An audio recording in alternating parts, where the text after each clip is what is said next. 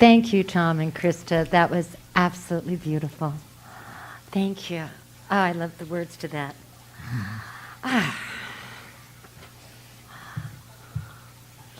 You know, in the years that I've had the pleasure of introducing guest speakers, absolutely none gives me more joy or honor than introducing to you this individual.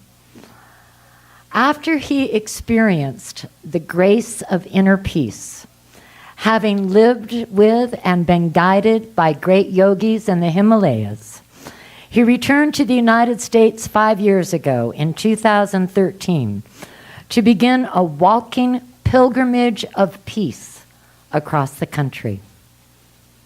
Having been divinely guided to Cottonwood to be one of the instruments of the Divine Grace Yoga Ashram, here is how he personally refers to himself. I am a simple peace pilgrim, a servant of God in our path of awakening to the one truth. This is a statement of grace.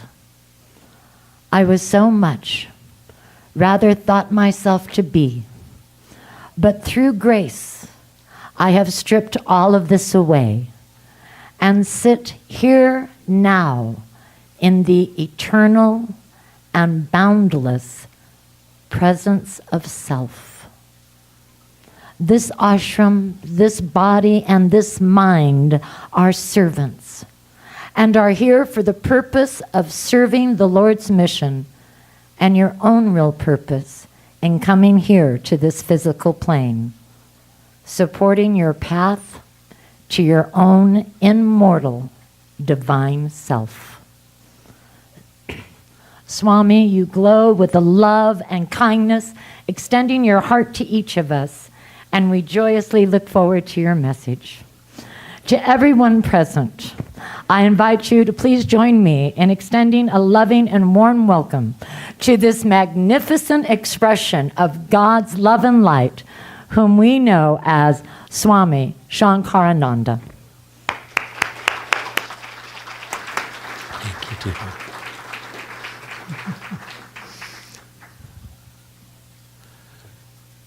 Om Namah Shivaya. Good morning. You're so beautiful.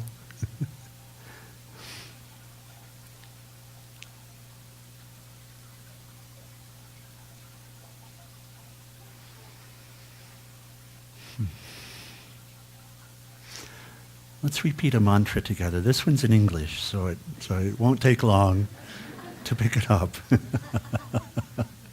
We do a lot of chanting in Sanskrit at the ashram, and maybe next time we'll do some of that too. You can just close your eyes, listen once. We'll chant it 9 times together. That just means we'll repeat it 9 times. Bring it into your awareness to the extent that you are motivated to do so.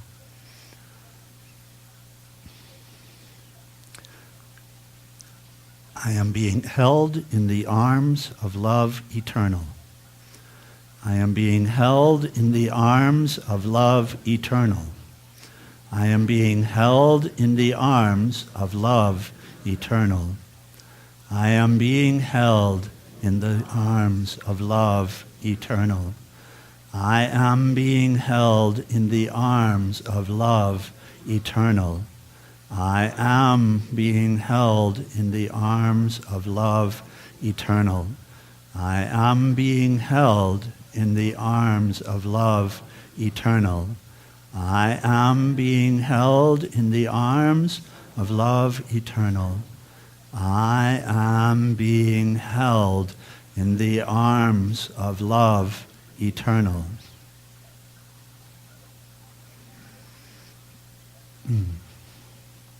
So the discussion topic, do you feel it? We feel the power of words, yes? Our discussion topic is the joy of change. And you know, it often doesn't seem so joyful. Truth be told. what we come to know after coming into this path, taking this birth, and experiencing life and whatever it is that life is giving me, and whatever it is that I'm giving life, we begin to see that, my God, everything here is changing, constantly changing. Everything I grab a hold of, it's like shifting sands, right? I grab a hold of it and it ekes away in my hands. Everything is changing. And the topic, what Reverend Kathleen and I had discussed very specifically, and she had suggested it, and immediately it sounded, yes, that's perfect, is how to take joy in this change, how to take joy in this change. And the truth of the matter is that you can't. But you can take root in the Lord, who is joy, himself, herself, eternal, joy eternal, love eternal. You can take root there, and whatever change comes, then joy is here. The extent of our joy, the experience of joy, really is related to the extent of our relationship with the love eternal. Our inner relationship, not our outer relationship, our inner relationship with the love eternal, with that rock of Gibraltar that is the Lord. In Sanskrit, there are many. The Indians love to use names to name everything. So everything in the Indian traditions has a name. Wisdom has a name. Its name is Saraswati, and wealth has a name, and its name is Lakshmi, and the wind has a name. We go on and on and on and on, and there are names for everything. And there are also many names for the Absolute. And the great yogis would say, actually, every name is a name for the Absolute. Every name is a name for the Absolute, right? Because we're all expressions of that Absolute. We're all expressions of that one, of that eternal love, that love eternal. All expressions of that. The typical names that are used in the Eastern tradition for the Absolute are either Brahman, and Brahman, how many have heard that word Brahman? Brahman literally translates to the infinite and ever expanding. And try to get your mind around that. The closer you get to that, the more the mind is blown. And that's good. That's healthy. That's a healthy relationship, to have the mind blown. So blow up these thoughts. Let me replace these thoughts. And that touches on the subject of change. And what is it we change? What is it we change? So Brahman, the infinite and ever expanding. Sounds like the universe, doesn't it? If you comprehend it a little bit, if you think about it, the universe is infinite. But what have the scientists learned? It's ever expanding. My God, how could that be? In fact, Einstein says that was the one mistake that he made, was he created, because he didn't understand how the universe could be ever expanding. It had to be collapsing back on itself. And so he created Einstein's constant. And he says that was a mistake because he knew somehow, he felt that it had to be collapsing. And so he wrote a constant in the mathematical formulas. And later on his deathbed, he said that was my mistake. Because subsequently it was learned that no, it doesn't stop expanding. So Brahman, the infinite and ever expanding. And Satchidananda is the other. How many have heard the name Satchidananda? So Ananda, we were talking a little about Ananda today. Ananda is bliss. But not just a little bliss, you see. We chant every morning, daily chant, every morning, every night. And there's a line, Anandoham, Anandoham, Anandoham. And this is speaking of the great self, the kingdom that is inside our true essence. Anandoham. I am that bliss. I am that bliss. So we could say, I come from that bliss. Somehow I've separated myself from that bliss. But my home is that bliss. My truth is that bliss. Ananda. And it's not just a little, it's what we actually seek, which is, how much happiness do we really want? Is there a limit? I'll take only a little. As soon as we have a little, what then? I'll take a little more. So what we want is infinite happiness. What we want is infinite bliss. Is absolute. Bliss absolute. Satchidananda meaning existence absolute, knowledge absolute, bliss absolute. The three things we seek in life, we have them. And so the change that brings joy is really the change of my relationship with God, or with love, or with self, or with truth. And we've probably noticed by now, I certainly noticed this at some point, that before going to India, before the pilgrimage, before all of that, I certainly noticed that, I was always motivated to change, and change was very exciting. And always the scenes changing. I would get bored with a place, right? I don't want to be here anymore, so I'd move and be bored with the job and be bored with the people that I'd surrounded with, and tough stuff. The mind constantly seeking, constantly looking for what's really inside, outside, and that's the disease that we suffer from. We can call it seeking mind. There are a lot of names for it. It's the idea that we're separate. Finally, it's the idea that we're separate, right? And it's a very strong idea. It's called ego. It's a very strong idea. In fact, ego gets a bad rap, which is undeserved, because in truth, ego doesn't even exist. Because ego is ignorance. Ego is separating myself from what is. The idea that I'm separate, that I'm alone, that I'm incomplete. Right? And then living life as if I'm alone, separate, and incomplete. And the great saints show us that actually it doesn't exist. Because the same person, Swami Shivananda, for example, this great yogi of the 20th century, or Paramahansa Yogananda, more probably heard here of Paramahansa Yogananda. He had a life before. He had a different name before. He wasn't always Paramahansa Yogananda. He had a different name. Swami Shivananda is the same. And something motivated them in this, but it's really this same seeking mind, because nothing's satisfying here. Nothing is satisfying. No worldly experience is satisfying. No thing is satisfying. Money, how could that be satisfying? As much as you have, you always want more. Cars, people, all of this, nothing. Constant change, but what is it leading to? What is it leading to? But they demonstrate that actually peace exists, joy exists. I don't know how many have seen with Paramahansa Yogananda. We have at the ashram this photo called The Last Smile. Do some of you understand, relate to that? Have you seen it? Yes. The Last Smile is the last photograph taken of Yogananda before he left his body. And if you want to know that bliss exists in this world, look at the look in his face in that photograph. That's a Google Swami. Paramahansa Yogananda, Last Smile. Take a look. Please, take a look. So, what to change? And we'll share a little bit of the philosophy, a little of the teaching. And I don't ask that you believe this. It's not about that. But I do offer it and ask, suggest lovingly, check it out in your own self. See how it resonates in your own self. Do a little study in yourself. See how it...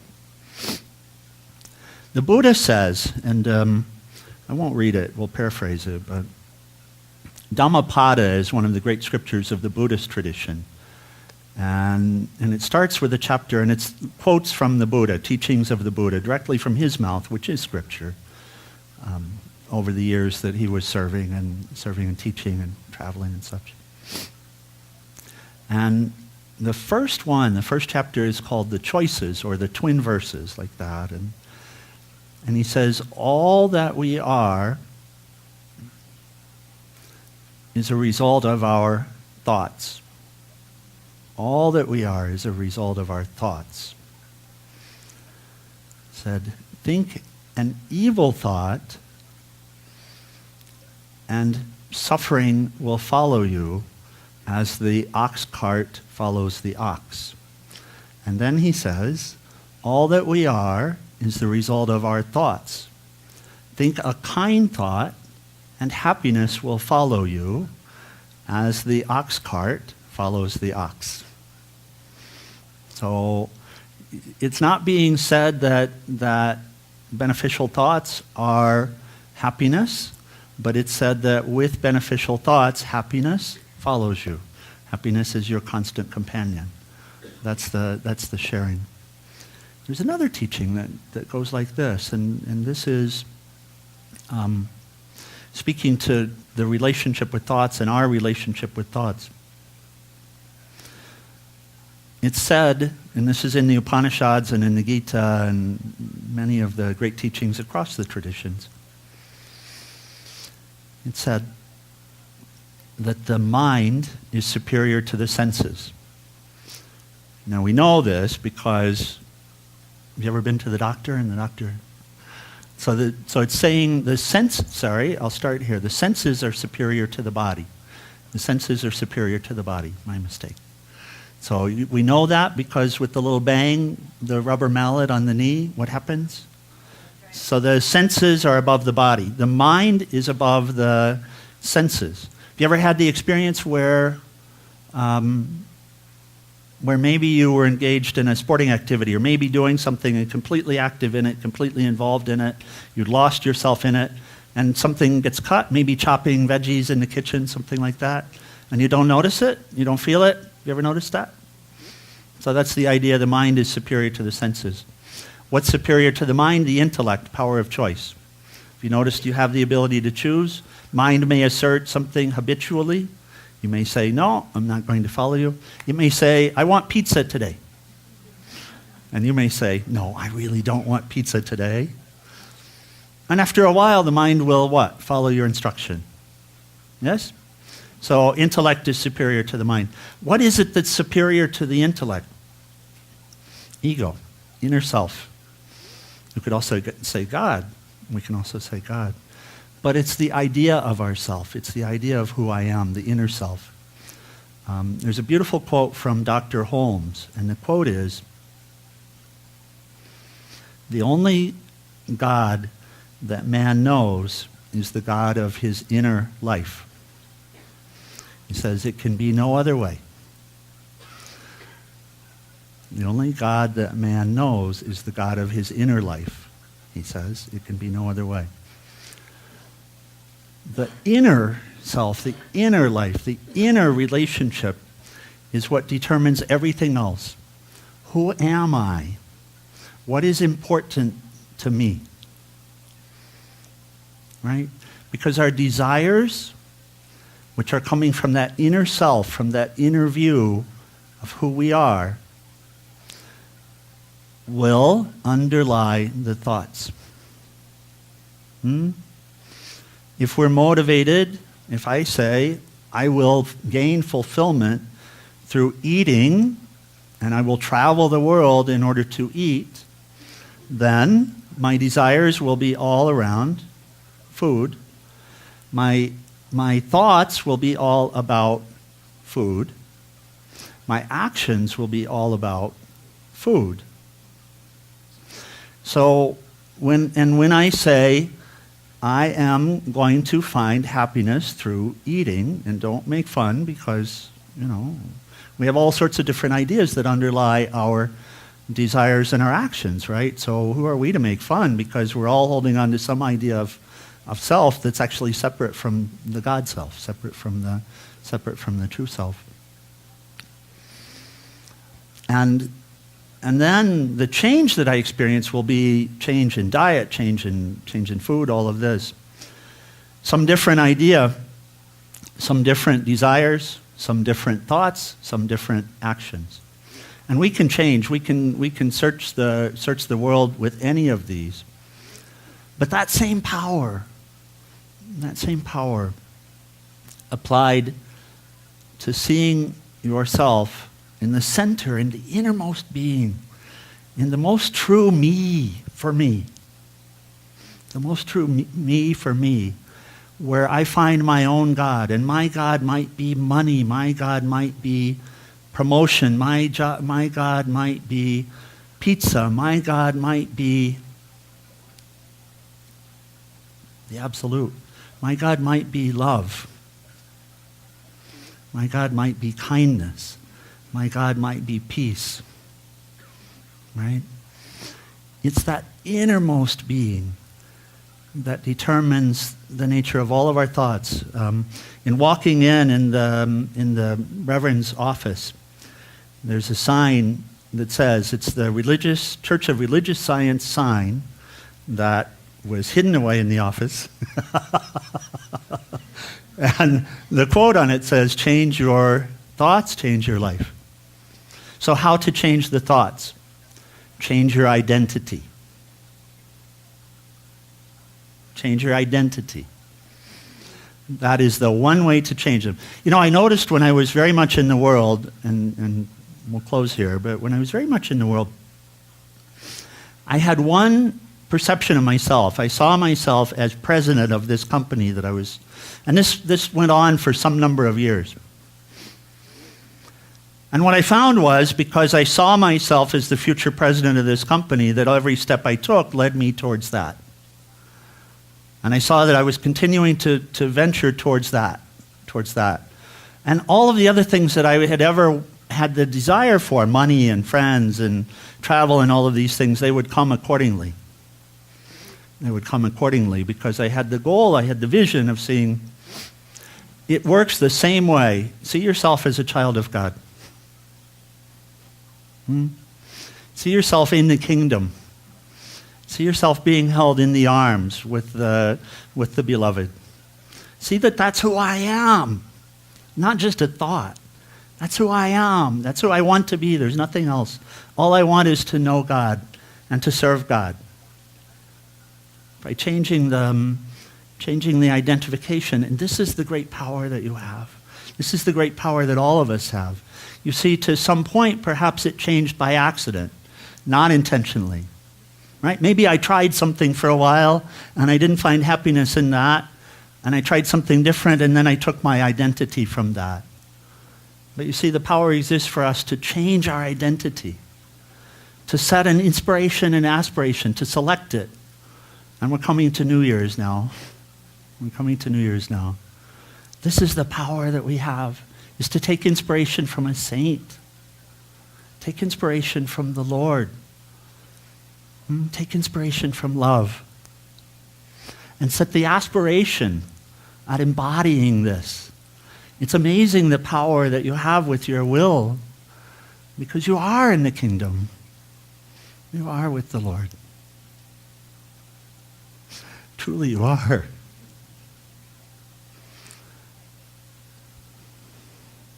Learn the power that you have. Apply it intentionally. And experience the change that brings eternal joy, everlasting joy. God bless you. May you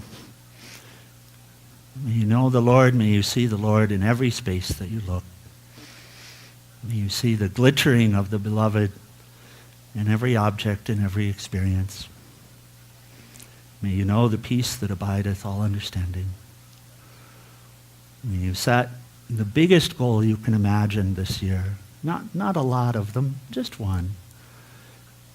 And may all of the blessings from striving for that goal come to you. God bless you. Thank you. Namaste. Namaste.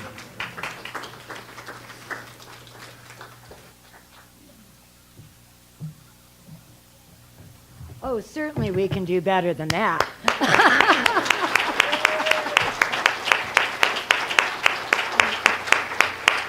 Absolutely. Thank you so much. Oh, you honor us with your presence.